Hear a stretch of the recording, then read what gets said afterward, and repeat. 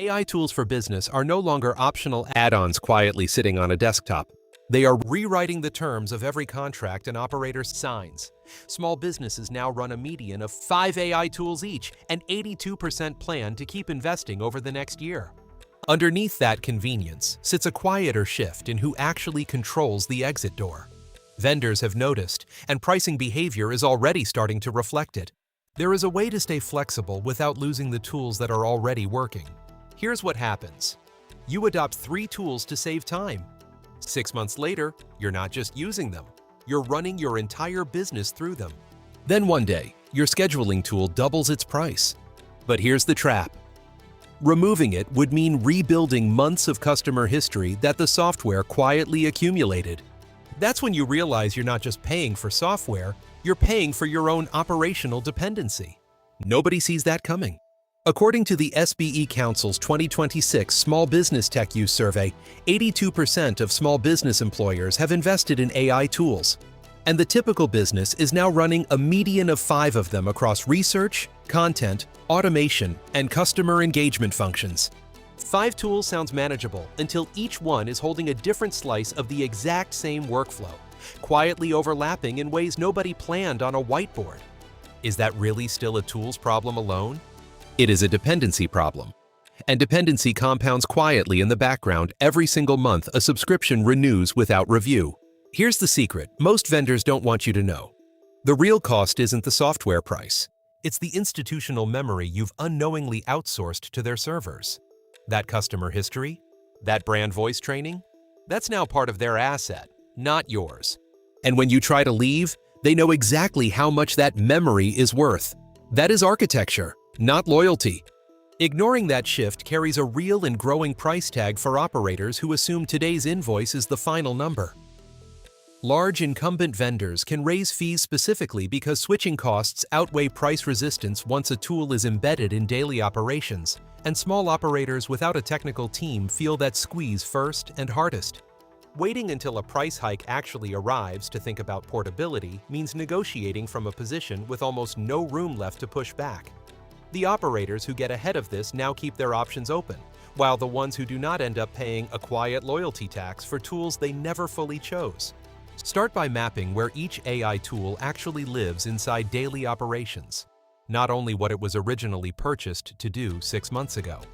Pull up every active subscription and ask a blunt operator question. Which of these would break a live, revenue-generating workflow if it vanished tomorrow morning? The honest answer is rarely the flashiest tool in the stack. It is usually the quiet one running scheduling or lead routing behind the scenes, without anyone paying much attention to it. That's more revealing than any demo. And here's where it gets interesting. Once you have that map, the first real move is building a workflow layer that doesn't live inside any single vendor's walls. This is where you start taking back control. Here's what this looks like in real life. Instead of letting your email tool directly send data to your CRM, you route it through Make. First. Now, when your email tool raises prices, you can switch providers without losing your entire workflow. I worked with a client whose email costs jumped from $49 to $149. But because they had this layer, they switched to a $29 alternative and saved $200 annually. This is where AI tools for business stop being a collection of separate apps and start becoming one owned system the business actually controls. That single shift changes who holds the upper hand the next time a renewal notice lands in the inbox. Here is where most owners stall out, because rebuilding a workflow feels like extra work when the current setup already technically functions fine and nobody wants to touch something that is not visibly broken yet. But here is where it gets complicated. The version that already works today is the exact version quietly increasing the cost of ever leaving later, month after month, renewal after renewal. Treat this stage as insurance rather than a rebuild, and the whole project becomes far less intimidating to actually start this quarter with 10 short minutes set aside each week for the mapping. Small and boring wins here. The second concrete move is exporting and owning the data each AI tool generates, from customer conversation logs to campaign performance history and lead scores. Most platforms allow scheduled exports on a weekly or monthly basis, yet almost nobody actually sets them up until a cancellation is already underway. and pressure is mounting fast. Building that export habit now turns a future negotiation from a hostage situation into an ordinary vendor conversation between two equal parties, instead of one desperate one holding all the risk alone. Test one alternative every quarter. Completing this workflow does not mean distrusting every AI vendor relationship a business currently depends on for daily operations. It means entering each one with eyes open about what happens on the day the contract ends or the price doubles without warning. What it delivers is standing, the specific kind that shows up at renewal time when a vendor quietly tests how much of a price increase the business will absorb without pushback. That standing is the bridge to understanding how much money is actually sitting on the table industry-wide right now. The scale of what is happening became visible in Gartner's 2026 spending data, which put total worldwide software spending above $1.4 trillion, growing close to 15% for the year alone. For a 5-person shop, that macro trend translates into invoices that quietly climb even when usage stays flat, because vendors are pricing in AI features whether or not every seat actually touches them. That single Gartner figure explains why so many owners feel like their software budget is drifting upward year after year without a corresponding jump in headcount, output, or actual team size. That is architecture, not imagination. A second data point comes from BetterCloud's 2025 State of SaaS report, which found that 70% of IT teams now prefer unified, all-in-one platforms over managing a pile of separate point solutions scattered across departments. Consolidation sounds efficient, and often genuinely is. But every merge into one platform is also one more workflow with a single point of failure, and one fewer competitor able to underbid on renewal day. 51% of those same IT teams say managing point solutions is now harder than running one unified system. Convenience today, concentration risk tomorrow. Buried inside that same shift is the number that should make any operator pause before signing the next renewal without reading it closely. Analysis covered by Digital Applied found that organizations caught in vendor lock-in phase switching costs running around 16 times higher than those that planned for portability from the very start of the relationship, 16 times over. What actually causes a number that large? It comes down to data migration costs, retraining time, and the operational risk of a workflow going dark mid-project, all stacked on top of each other at once. Put together, these three numbers describe the same shift from three angles, each confirming the other.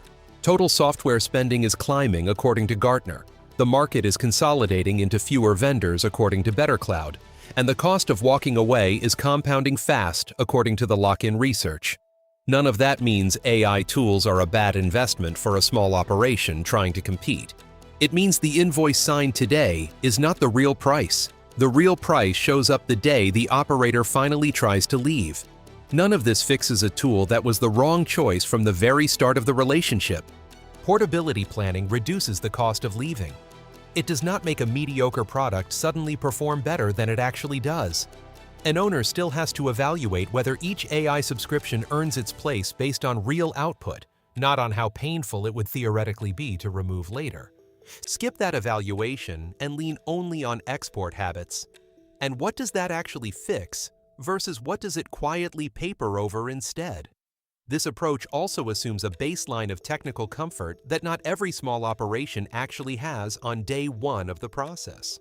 Setting up scheduled data exports and routing logic through make.com or N8N takes a few real hours of focused setup time. Solo operators stretched across every function in the business may need to bring in outside help to get the foundation built properly before a renewal date arrives unexpectedly. That costs more later. Even with a solid workflow layer already in place, some tools will still resist a genuinely clean exit no matter how carefully the operator planned ahead of time. Particularly the ones that hold proprietary training built specifically on a company's historical customer data, accumulated quietly over months or even years of daily use. Is every single AI vendor relationship actually reversible in practice? Realistically, no. And pretending otherwise leads straight to false confidence at exactly the wrong moment during a tense renewal negotiation. This works best for operators who treat it as an ongoing discipline rather than a one-time project completed once and then forgotten entirely. The businesses that struggle most are consistently the ones that wait for a renewal shock before asking any of these questions at all. The correct expectation is not zero dependency on any AI vendor, since that goal is not realistic for a small operation trying to move fast. The real goal is managed dependency, chosen deliberately, documented clearly, and reviewed on a fixed schedule instead of discovered by accident. AI tools for business are becoming sticky by design, not by accident, and that stickiness now shows up directly on renewal invoices. The tools themselves are not the problem. Blind trust in how deeply they were allowed to embed is. So here's your homework. Pick just one workflow this week. Map where your tools touch customer data. Set up one automated export. That's it. Do this before your next renewal, and you'll never again feel trapped by a price hike. The ROI isn't just hype, it's real money back in your pocket.